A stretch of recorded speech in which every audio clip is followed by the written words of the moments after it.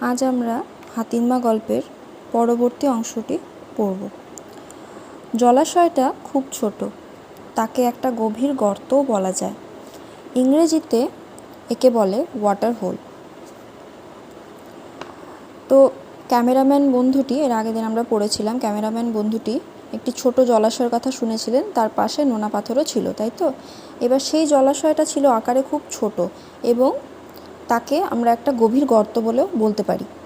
ইংরেজিতে এই যে ছোট জলাশয় এবং ভীষণ গভীর, একে বলা হয় ওয়াটার হোল। ওয়াটার মানে জল এবং হোল মানে গর্ত। বন্ধুর ইচ্ছা কোনো জানোয়ার কিভাবে জল খায় তার ছবি তোলে, তাই বিকেল থাকতেই সে গিয়ে একটা গাছে উঠে বসলো। তখন জলাশয়ের ধারে কেউ ছিল না। এবার সেই ক্যামেরাম্যান বন্ধুর ইচ্ছা কি, যে সে কোনো জানোয়ার বা পশু কিভাবে জল খায় সেটা ছবি তুলবে। তাই বিকেল থাকতেই সে একটা কী করলো, গাছে, জলাশয়ের ধারে একটা গাছ ছিল, সেই গাছে গিয়ে উঠে পড়লো। কারণ নিচে থাকলে তো পশুটি আসবে না জলাশয়ের কাছে, জল খেতে আসতে সে ভয় পাবে। তাই সে গাছের ওপর উঠে বসলো। একটু পরেই প্রকাণ্ড একটা পুরুষ হাতি এসে জল খেতে লাগলো। কিছুক্ষণ পরে, সে গাছের ওপরই আছে, কিছুক্ষণ পরে সে লক্ষ্য করলো যে কিছুক্ষণ পরে একটা পুরুষ হাতি এসে জল খেতে শুরু করলো। জল খাচ্ছে তো জলই খাচ্ছে। তার জল খাওয়ার বহর দেখে বন্ধু তো অবাক হয়ে গেল।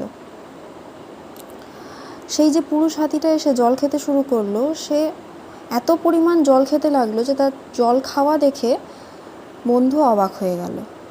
এদিকে বন থেকে একটা বাচ্চা হাতিও বেরিয়ে এসে জলের কাছে গিয়ে দাঁড়ালো, কিন্তু জল অবধি এগুতে সাহস পেল না। তারপরে পুরুষ হাতি তো জল খাচ্ছেই জলাশয়ের মধ্যে। পাশের বন থেকে, এদিক থেকে এই যে ছোট হাতি একটা এগিয়ে এলো জল খাওয়ার জন্য। জলের কাছে এসে দাঁড়িয়েছে, সেও জল খাবে, কিন্তু জল অবধি এগোতে সে সাহস পাচ্ছে না। কেন? কারণটা কি? বুড়ো হাতিটা তাকে দেখেই চটে গেল, সুর নেড়ে তেড়ে এলো। সে বেচারা অমনি জঙ্গলের দিকে ভাগলো। বুড়ো যে হাতিটা জল খাচ্ছিল, বুড়ো হাতিটা সেই বাচ্চা হাতিটাকে দেখে চটে গেল, মানে রেগে গেল। সে সুর নেড়ে তেড়ে সেই বেচারা ছোট্ট হাতিটার দিকে এগিয়ে এলো, আর ছোট্ট হাতিটা ভয় পেয়ে অমনি জঙ্গলের দিকে পালিয়ে গেল। বুড়ো আবার জল খেতে আরম্ভ করলো। হঠাৎ তার পিছন দিক থেকে বাচ্চা হাতিটা আবার এসে হাজির হলো। কিছুক্ষণ পরে বুড়ো হাতিটা জল খাচ্ছিল, হঠাৎ পিছনে ঘুরে দেখছে বাচ্চা হাতিটা আবার পেছনে এসে তার হাজির হয়েছে। এবার তার সঙ্গে তার মা এসেছিল।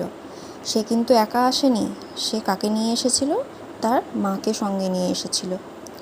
মা হাতি গায়ে পায়ে বুড়ো হাতির চাইতে একটুও ছোট ছিল না, মানে পুরুষ হাতি যে জল খাচ্ছিল তার চাইতে মা হাতি শরীরের দিক থেকে কম ছিল না,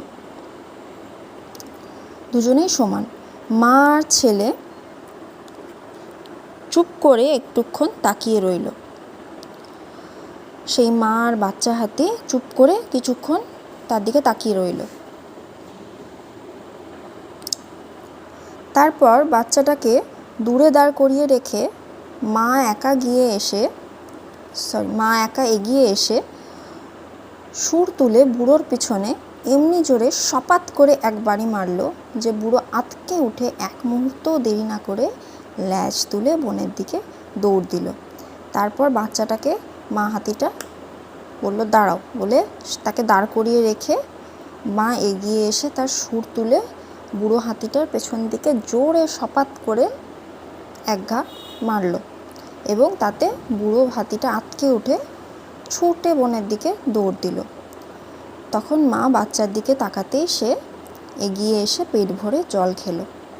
তারপরে যখন মা বাচ্চার দিকে তাকালো, তখন সে সাহস পেয়ে এগিয়ে এসে জল খেলো। তারপর মাও জল খেয়ে বাচ্চা নিয়ে হেলে দুলে বনে ফিরে গেল। তারপরে মা বাচ্চা দুজনেই বনের দিকে ফিরে গেল। বন্ধুও গাছ থেকে নেমে এসে আস্তানার দিকে চলল। তার মানে হলো, মানুষে আর জানোয়ারে আসলে খুব বেশি তফাৎ নেই।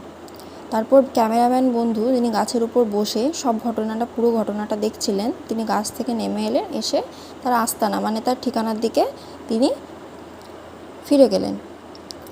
আর এই গল্পটি পড়ে আমরা কি বুঝতে পারলাম যে মানুষ আর জন্তু জানোয়ার বা পশুদের মধ্যে বিশেষ কোনো তফাৎ নেই। আমরা যেরকম ভয় পেলে বা আমাদের কোনো বিপদ হলে আমরা সবসময় বাবা মার কাছে যাই, সেই রকমই হাতিটি তার মাকে গিয়ে বলেছিল এবং মায়ের কাছে গিয়ে তার পুরো ঘটনাটা জানিয়েছিল। সেখান থেকেই তার মা তাকে সাহায্য করেছিলেন। এবার নিচে কিছু অর্থ দেওয়া আছে, এই অর্থগুলি আমরা মুখস্থ করে নেব। জানোয়ার মানে পশু, নিতান্ত মানে খুব, অসহায় মানে নিরুপায়, আস্তানা মানে বাসস্থান বা ডেরা বা থাকার জায়গা।